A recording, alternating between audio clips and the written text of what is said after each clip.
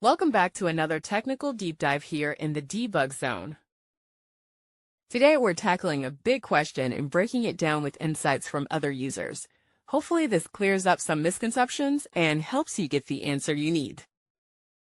So buckle up, stay a little curious, and let's jump right in.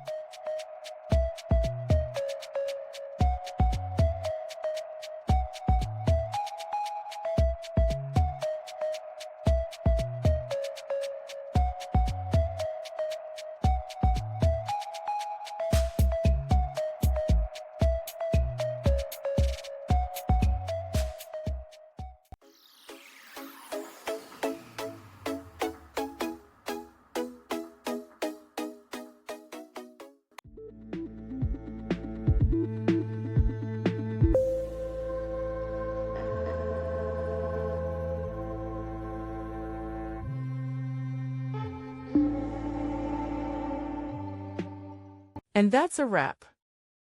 I hope you found the answer you were looking for.